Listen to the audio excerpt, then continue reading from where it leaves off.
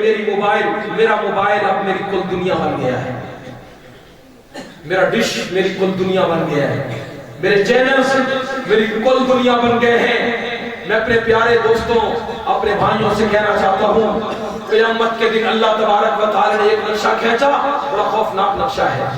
میں پڑھے لکھے دوستوں کو خصوصاً متوجہ کر کے کہنا چاہتا ہوں، قرآن کریم کا 19واں پارہ کھولیے، پہلا صفحہ، اللہ تبارک و تعالیٰ فرماتے ہیں قیامت کا دن ہوگا، میرے دربار کے اندر ایک مدعی آ کے استغاثہ پیش کرے گا۔ دعوت آیت پر وہ مدعی کون ہوگا؟ جب قرآن کریم کی 17 لائنوں، لفظوں، حرفوں میں دیکھا، وہ مدعی دو جہاں کے سردار محمد رسول اللہ، میرے نبی صلی اللہ علیہ وسلم کے بارے میں اللہ فرماتے ہیں وقال الرسول، قیامت کے دن میرا نبی مجھے آ کے کہے گا، اے میرے پیارے اللہ، میں اپنی قوم کے خلاف آپ کی دربار میں دعویٰ لے کر آیا۔ اے میرے پیارے نبی، آپ اپنی امت کے خلاف دعویٰ لے کے آئے، آپ تو امت کو بخشانے والے ہیں، آپ تو امت کے حق میں رونے والے ہیں، آپ تو گڑگڑانے والے ہیں۔ اگر میرا نبی کہتا ہے ان قومی، آپ یا اللہ میری اس قوم سے ذرا پوچھ کے مجھے بتائیں تو صحیح، انہوں نے ساری دنیا کے دھندوں چکروں کے لیے وقت اور ٹائم نکالا تھا، میرے 30 پاروں کے کلام کے لیے ان کے پاس وقت کیا نہیں تھا؟ یا اللہ پوچھیں گے، قرآن کریم کی آیت کا ترجمہ کہہ رہا ہوں، وقال الرسول یا رب ان قوم اتخذوا هذا القرآن مهجورا، میرا نبی کہہ رہا ہے کہ میری اس قوم نے اس قرآن کو چھوڑ دیا، مجھے جواب لے کر دیں قرآن پاک کو کیوں چھوڑا؟ کیا صداقت کی کمی تھی تب چھوڑا؟ کیا قرآن میں عدالت کی کمی تھی تب چھوڑا؟ کیا اس کے الفاظ میں اعجاز نہیں تھا تب چھوڑا؟ کیا قرآن کریم میں لطف نہیں تھا تب چھوڑا؟ کس وجہ سے چھوڑا؟ قیامت کے دن یہ سوال ہوگا اور مجھے بھی دربار الہی میں جواب دینا پڑے گا، جان بخشی تب ہوگی۔ قرآن کریم کا یہ انداز کتنا خوفناک انداز ہے، ایک مومن آدمی جب اس انداز کو دیکھتا ہے وہ ٹھٹک کر رہ جاتا ہے، پتہ نہیں میرے بارے میں میرے نبی جب یہ کہیں گے میں کیا جواب دوں گا اپنے اللہ۔ میں اپنے عزیزوں سے کہنا چاہتا ہوں، آج قرآن کریم ہمارے گھروں کی لاوارث چیز بن گئی۔ گھر کے صوفے سیٹ پہ کپڑا روزانہ لگتا ہے، گھر کی الماری پہ کپڑا روزانہ لگتا ہے، تیری بائک اور تیری موٹر پہ کپڑا روزانہ لگتا ہے، گھر کی دیواروں پہ اگر مٹی ہو، مکڑی نے جالا تن دیا ہو، صفائی روزانہ ہوتی ہے، مگر قرآن کریم کی غلاف پہ جمنے والی تہ مٹی کی وہ اگلے سال 27 رمضان کو اٹھائی جاتی ہے، پہلے نہیں اٹھائی جاتی، غلاف بدلا جاتا ہے۔ قرآن کریم کو میں نے چھوڑ دیا، قرآن کریم کو فراموش کر دیا۔ حضرت شیخ الہند مولانا محمود نصر رحمۃ اللہ تعالی فرماتے ہیں میں نے 3 سال مالٹا کی جیل میں دن رات اسی بات پہ غور و فکر کیا کہ مسلمان تو اوپر رہنے والے تھے، یہ نیچے کیوں آ گئے؟ مسلمان تو کافروں کو جوتے مارنے والے تھے، یہ کافروں سے جوتے کھانے والے کیسے بن گئے؟ مسلمان تو فتح کرنے والے تھے، یہ مفتو اور مغلوب کیسے بن گئے؟ فرماتے چلتے چلتے میرے ذہن میں یہی ایک بات آتی ہے، جس دن سے مومن آپس میں لڑنا شروع ہوئے ہیں اور جس دن سے مومن کا تعلق قرآن سے ٹوٹا ہے، یہ 2 وجہ جب سے مومن میں آئی ہیں، اللہ کی رحمت مومن سے روٹ گئی۔ آج میں اپنے عزیزوں سے کہنا چاہتا ہوں، اپنے گھر کے ماحول کی طرف نظر دوڑائیے۔ میرے نوجوانوں میں آپ سے مخاطب ہوں، میرے پیاروں میں آپ سے مخاطب ہوں، آپ میرے ہم عمر ہیں۔ میں حجت کے طور پہ کہتا ہوں، موبائل پہ واٹس ایپ کی اگر بیل بجے میں فوراً دیکھتا ہوں کس کا میسج آیا ہے، کون مجھے کال کر رہا ہے، اس نے کیا بھیجا ہے، کیا پوسٹ لگائی ہے اس نے۔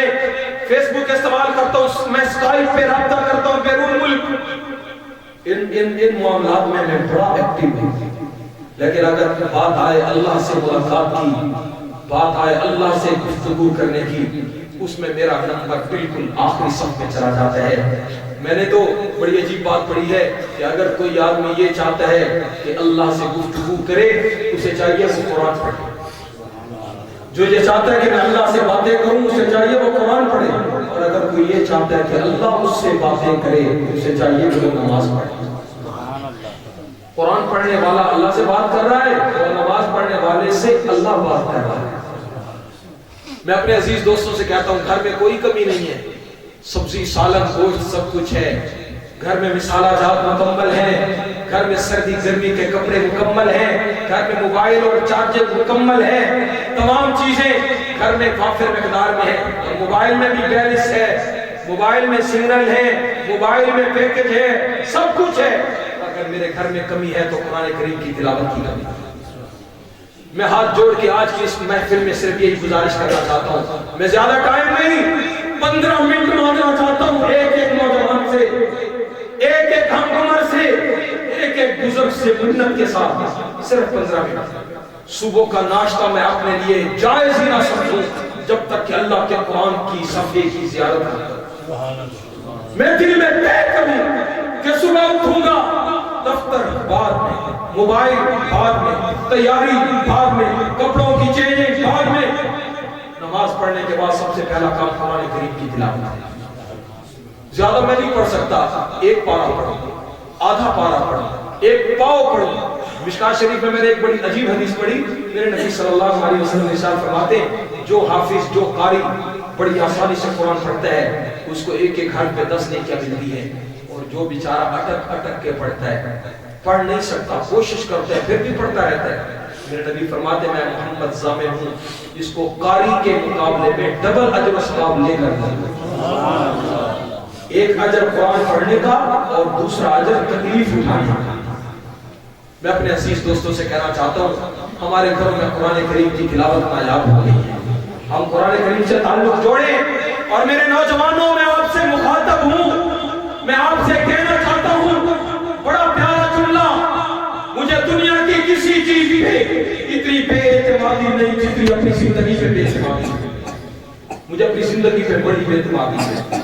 مجھے پتہ ہے کہ یہ درخت 10 سال 20 سال 25 سال جب تک اس کو کاٹا نہیں جائے گا درخت رہے گا، لیکن میں اپنے بارے میں تو کچھ نہیں کہہ سکتا کہ پتہ نہیں میں رہوں گا یا نہیں رہوں گا، مکان رہے گا، مجھے کوئی پتہ نہیں کہ میں رہوں گا یا نہیں رہوں گا۔ میں نے اپنے اس بچپن کے اندر، لڑکپن میں، ایک چھوٹی سی زندگی کے اندر ایسے ایسے مناظر دیکھے۔ میرے پیاروں، 2 نوجوان ہمارے اپنے شہر مکہ شرقیہ میں چوراہے پر، دونوں نوجوان پینٹ شرٹ پہنی ہوئی ہے، ہینڈ فری لگایا ہوا ہے، موبائل پہ گانے آڈیو پلیئر پہ چل رہے ہیں، گانے سن رہے ہیں، بائک چل رہی ہے، سپیڈ میں جا رہے ہیں، پروگرام طے ہو رہا ہے کہاں بیٹھیں گے، چائے کہاں پیئیں گے، کھانا کہاں کھائیں گے، اور غلط نمبروں کا تبادلہ ہو رہا ہے۔ اسی دوران ٹریلر کو کراس کرنے کی کوشش کی گئی، تھوڑا سا ڈرائیونگ میں مسٹیک ہوئی، اور پھر کیا ہوا؟ پھر وہی ہوا جو نہیں ہونا چاہیے تھا۔ ٹریلر کے پاؤں تلے یہ 2 نوجوان، ان کی جوانیاں اس ٹریلر کے پہیے تلے کچل دی گئی، جو تھوڑی دیر پہلے پتہ نہیں کیا باتیں کر رہے تھے، اب ان کا چھوٹا بڑا پیشاب کپڑوں میں نکلا ہوا ہے۔ ان گناہگار آنکھوں سے میں نے دیکھا گزرتی ہوئی ٹریفک رکی، کسی نے رومال دیا، اوپر ڈال دو نگیب چھپ جائے، اوپر ڈال دو گندگی چھپ جائے، جو پتہ نہیں روزانہ کتنی پڑکے مارا کرتے تھے، آج موت کے پنجے میں جب وہ پھنسے ہیں، اب بدن چھپانے کے لیے کپڑا بھی چندے میں مل رہا ہے۔ میرے عزیز دوستو، مجھے اپنی زندگی کا وہ دن یاد ہے جب میرے بازو سے میری گھڑی اتار رہے ہوں گے، مجھے وہ دن یاد ہے جب میرے سگے بیٹے میرے چہرے کا چشمہ اپنے ہاتھوں سے اتار رہے ہوں گے، مجھے اپنی زندگی کا وہ دن یاد ہے جب میری جیب سے میرے پیسوں سے خریدا ہوا مہنگا موبائل نکالا جا رہا ہوگا، مجھے وہ دن یاد ہے جب میرا خوبصورت کپڑا کاٹر اور کرنڈی کینچی کی مدد سے کاٹا جا رہا ہوگا، مجھے وہ دن یاد ہے جب مجھے میرے اپنے گھر سے جو لاکھوں روپے کی دولت لٹا کے میں نے خود خریدا تھا، اس گھر سے میری چارپائی کو کندھا دے کے نکالا جا رہا ہوگا، مجھے وہ دن یاد ہے جب میرے اپنے خریدے ہوئے پرفیوم کوئی اور لگا رہا ہوگا اور کوئی دوسرا کافور کی 2 ٹکیاں لا کے میرے کفن میں ڈال رہا ہوگا، مجھے وہ دن یاد ہے۔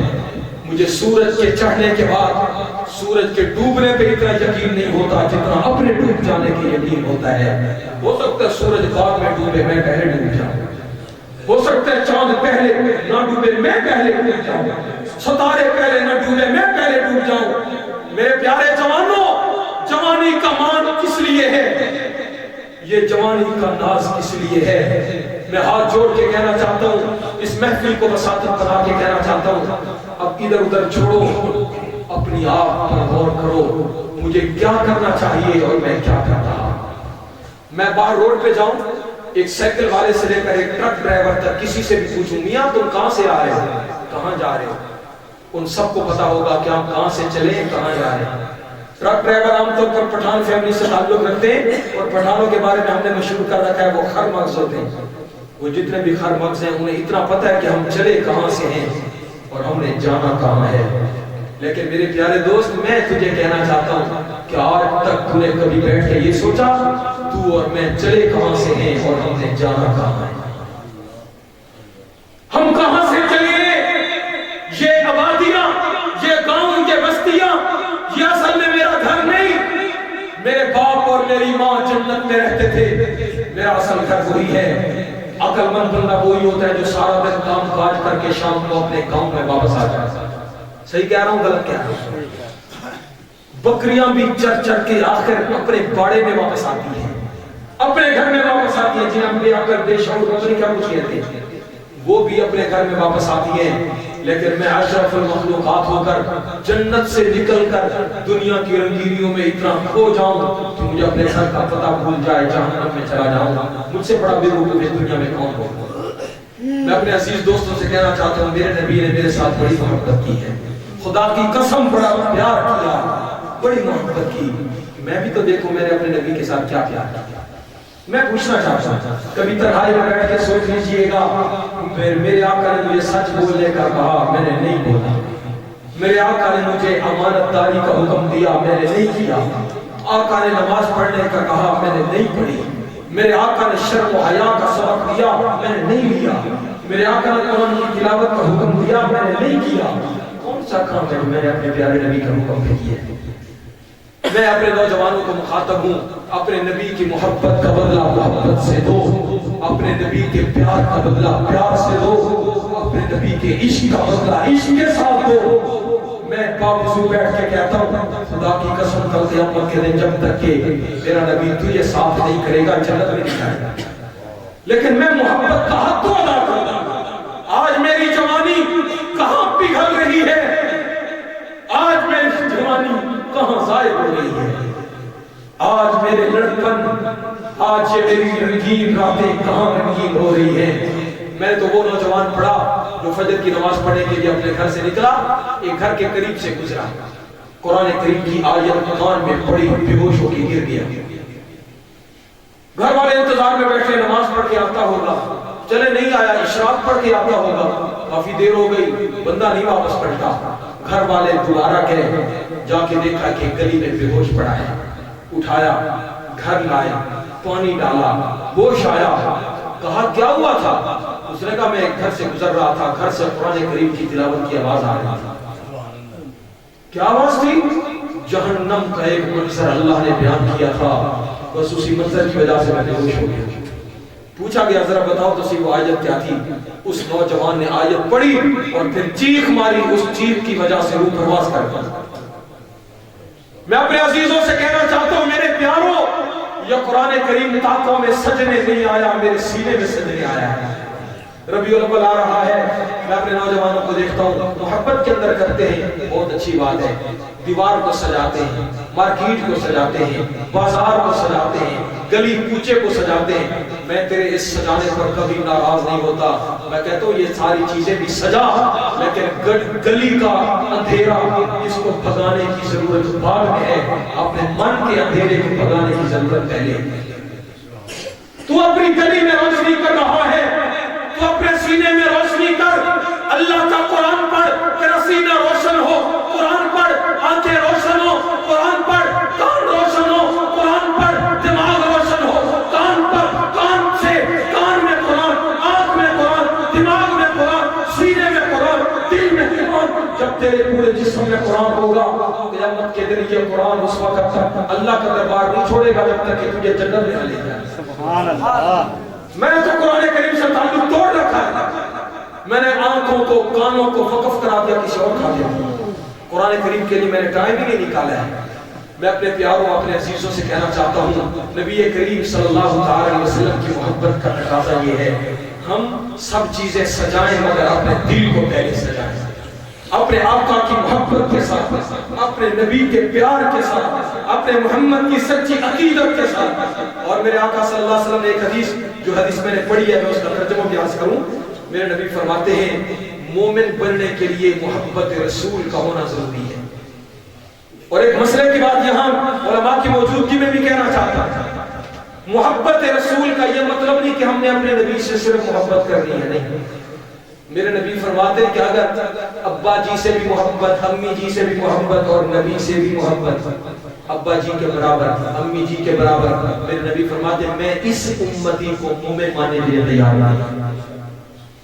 مومن بننے کے لیے نبی کریم سے صرف محبت کرنا کافی نہیں، مومن بننے کے لیے میرے آقا سے وہ محبت کرنا ضروری ہے کہ ساری کائنات کی محبتیں کم پڑ جائیں، دو جہاں کے سردار کی محبت سب پہ غالب ہو جائے۔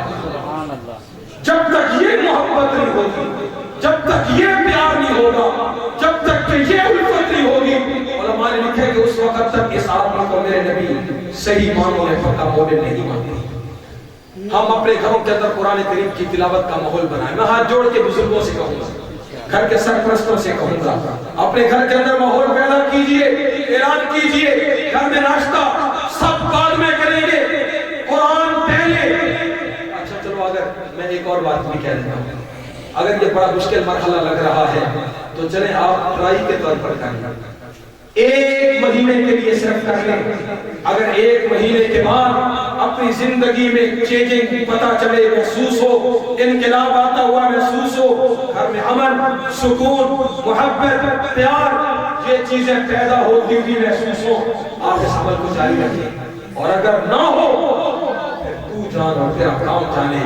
میں اپنے نوجوانوں اپنے بھائیوں سے کہنا چاہتا ہوں، نبی کریم صلی اللہ علیہ وسلم نے ہم سے جو محبت اور پیار کیا، ہم ان کے ساتھ محبت کرنے کا آج سے آغاز کریں۔ ربیع الاول کا مہینہ شروع ہوا، ہم دل میں تہیہ کریں، اے میرے پیارے نبی، اب تک جو زندگی غفلت میں گزری، آج کے بعد راج خدا کا ہوگا اور رواج مصطفیٰ کا ہوگا۔ راج کس کا؟ بولو راج کس کا؟ راج میں نے اللہ کے علاوہ کسی اور کا نہیں ماننا، کالے بکرے کے خون کا بھی میں نے راج نہیں ماننا، راج میں نے کالی دیگچی کا بھی نہیں ماننا جو میرے بنگلے کے اوپر الٹی رکھی ہوئی ہے، راج میں نے اس بکرے کا بھی نہیں ماننا جس کے لہو کو گاڑی کے ٹائر پہ لگایا جا رہا ہے، راج میں نے سرخ اور نیلے اور پیلے دھاگوں کا بھی نہیں ماننا۔ راج اگر اس دھرتی پہ ماننا ہے تو صرف خدا کا ماننا۔ سب کچھ کرنے والا کون؟ سب کچھ کرنے والا کون؟ عزت اور ذلت کا مالک کون؟ اولاد دینے والا کون؟ مقدمات میں چھڑوانے والا کون؟ یہ سارے کام اور ان سارے کاموں کے ہندو میرے اللہ نے اپنے پاس رکھے۔ میں راج مانوں گا، خدا کا مانوں گا، اور رواج مانوں گا اور محمد مصطفیٰ کا مانوں گا۔ آج ہم کلمہ پڑھتے ہیں لا الہ الا اللہ محمد رسول اللہ۔ اگر کسی آدمی نے اللہ نہ کرے یوں کلمہ پڑھاؤ، لا الہ الا اللہ رواج رسول اللہ، لا الہ الا اللہ ماحول رسول اللہ، لا الہ الا اللہ خاندان رسول اللہ، اگر کسی نے ایسے کلمے پڑھے ہیں تو وہ جانے، اس کا خاندان جانے، لیکن اگر کلمہ لا الہ الا اللہ